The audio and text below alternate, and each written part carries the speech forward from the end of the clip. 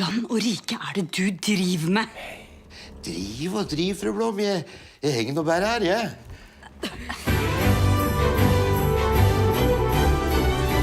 Det er pappa som er nissen. Hei, hei, hei. Alt dette nissestyret ødelegger hele jula for oss. Blir det ikke jul, pappa? Jo. Nei! Mamma høres jo litt irritert ut.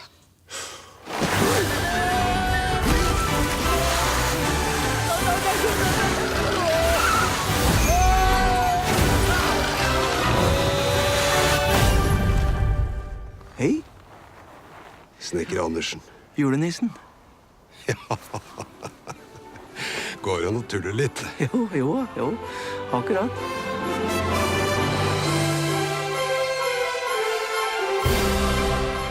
Om vi bytter nå, så går jeg åt unga dine, og du åt unga mine.